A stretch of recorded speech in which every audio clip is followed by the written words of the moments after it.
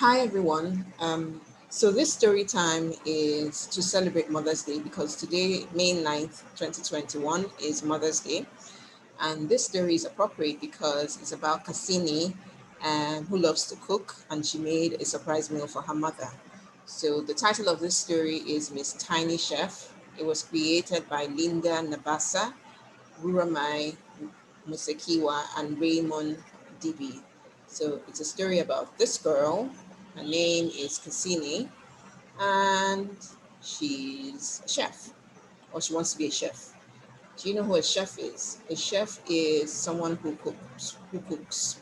So this is the chef hat and the overall, and she's carrying a stick. It's called a ladle. It's probably something you have in your kitchen at home. But this one looks a bit funny because it has eyes and it has a smile on its face. I don't think the ladle you have in your kitchen has eyes and a smile on its face. But yeah, it's a story, and it's a fun story that we're going to enjoy. So let's look through the pictures and predict what the story will be about, and then come back and read the story. I've already given you a hint, a clue as to what the story will be about. So you can keep guessing about the exact details in the story. So this book was created by a company called Book Dash. And Book Dash is an organization that makes free books for children. So what they do is they call creatives from all over the world, all over Africa, not all over the world, South Africa, Nigeria, Botswana, all different places in Africa. And they come together to make really fun books for children. So there are illustrators, there are authors, there are designers, all of them come together and devote their time and their skill to make really beautiful books for children. So say thank you to Book Dash because of the story that you're enjoying today, and it's free. And that's why I can read it and share it with you. So this is Cassini in the story. She's reading a book. She seems to be on a bus, maybe a school bus, and she's going somewhere. This is Cassini as well. She's lying down. But the funny thing is that she's lying down with the ladle, the stick that we saw on the cover. Why would anyone go to bed with a stick? But anyway, we're going to find out, and that's why we're reading this book. And here she seems to be in a very good mood. She's cooking with her hat and her overall, looking like a chef. And these are carrots, and she has something in her hand. She seems to be having fun with cooking. Here she has cucumbers covering her eyes. She seems to be having so much fun again. Here she's cooking, adding something to the pot, and she's staring with the ladle, the stick in her hand, and she's tasting the food. But look at something. If you notice, this ladle doesn't look happy. Something must have gone wrong, and we're going to find out, or you can predict. Can you guess what could have gone wrong, and why is this ladle upset with whoever, maybe Cassini or somebody? And here she's tasting, this looks like chicken. She's eating while she's cooking, and the ladle still looks upset. I wonder what went wrong. Here it looks even more upset. She's adding something that looks like salt to the pot. Oh God, can you guess what happened? And even more upset because now it looks red. And I wonder what, okay, I actually know what happened because I've read the story, but you can guess since you haven't read the story, and then you see if you're correct while we're reading the story. And now it's really, really red hot. And what she's cooking is really boiling, and it's red hot. So let's find out. Is it that the ladle doesn't want to be used to cook? Is that your guess? And here, oh, this ladle seems to be getting better here. It's not as red as it was in the previous picture. And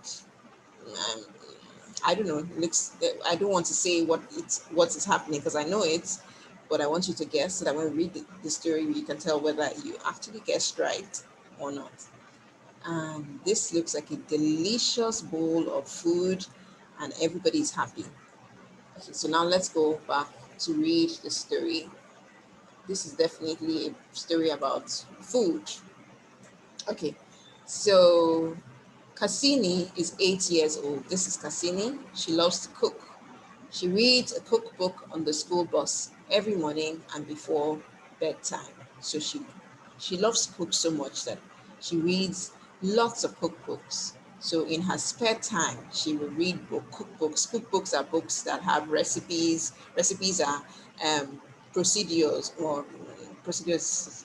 Recipes are books that have recipes are things that the way you prepare a meal.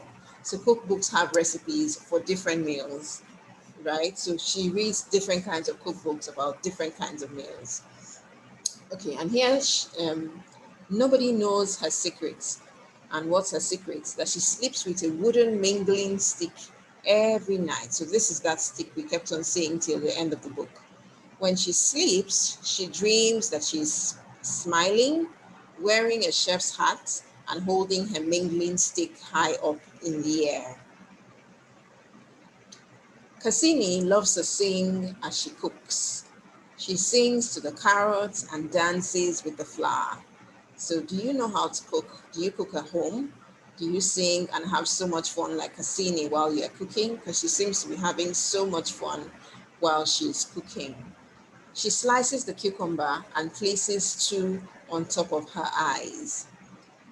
She bangs the saucepans loudly as she jumps up and down. Get back to work, the stick scolds her. Cooking is not work, it's fun. Don't call it work, Cassini laughs.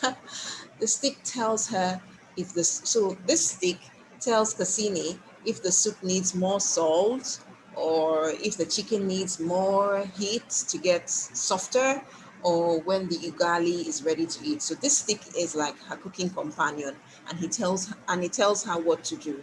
Okay, Cassini, the food is ready to turn off the heat because the food is ready.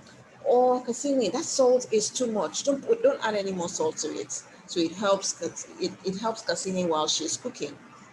Sometimes Cassini doesn't listen to the stick. Oh, I will use my palm to taste the soup, she says. Okay, so can you see that the stick is starting to get upset? And I think, or we can tell, that it's because um, the stick, Cassini doesn't listen to it. So remember that it tells Cassini how to prepare the meal. But now, at this point, she's not listening to the stick, and the stick is upset because Cassini isn't listening. The stick likes to be listened to and to be respected.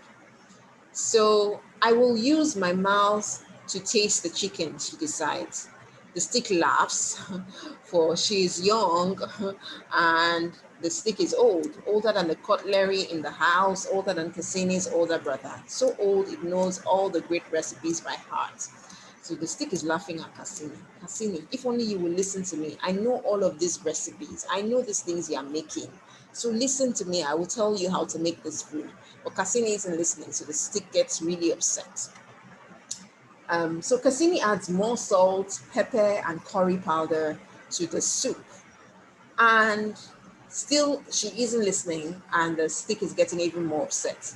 This is wrong, and she knows it, but she's only being stubborn by not listening to the stick, who is just here to help her prepare delicious meals. The stick doesn't like being disrespected. Do you know what disrespected means? Disrespected means that you don't do what someone tells you to do. And the stick doesn't like it as well. And that's why the stick is getting really, really upset. Okay? So it changes color from brown to red to show Cassini that it is angry. And Cassini says, the soup will burn without the mingling stick. So she realizes that something is wrong. If this stick doesn't help me, this soup is going to burn, and I won't have a good meal. So, um, so the stick is getting even more upset. And do you think that Cassini will start to listen to the stick? Let's find out. So she sings for the stick, but there is no change. It remains the same way it was: upset, red, angry, hot. And what does she do next? She says, I am sorry. So the stick turns back to brown just in time, and Cassini hugs it in joy. So because she apologized, the stick is now happy with her and is prepared to help her again.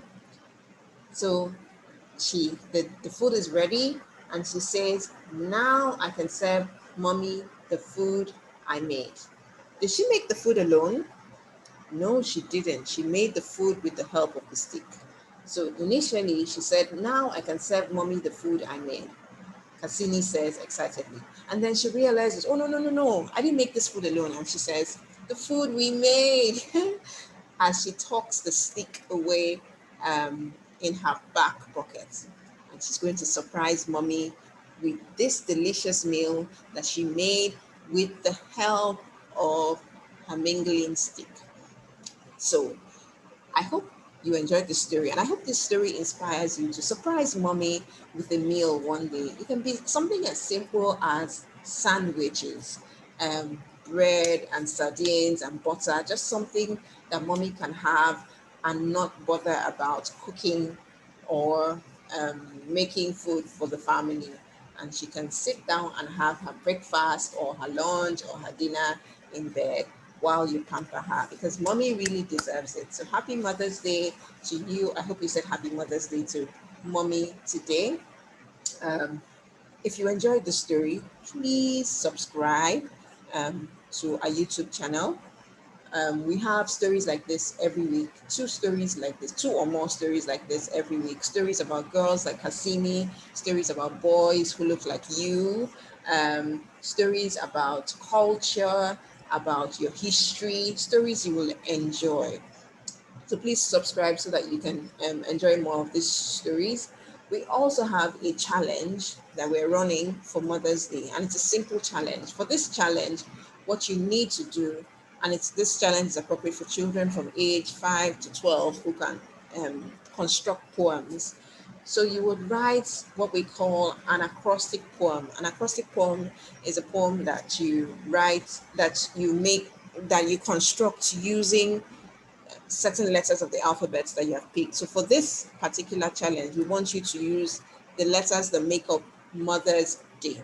So for each letter that makes up Mother's Day, you will construct a sentence. And at the end, when you've done that for all the letters, you will have a poem about mothers, about Mother's Day, celebrating mothers essentially. I have an example in the caption that you can look at. That's the one I wrote. You can make yours different, you can make yours more fun, but follow the rules. It has to be an acrostic poem for Mother's Day. So every sentence in your poem should start with a letter that makes up Mother's Day, and then submit it to the email address provided in the caption. And we will choose, I wish we could choose everything, but we'll choose the best one we like, and you will win a book from our collection of Mother's Day books. We have a few books that we have put together, basically books with a mother figure on the cover, and you will win one of such books. The point is not for you to be pressured by this challenge. It's for you to have fun and to learn about constructing poems. So have fun while you do this, and share your poem with us. We'd love to read from you. Thank you so much for listening. I really hope you enjoyed the story as much as I did. We have come to the end of the story. Bye-bye.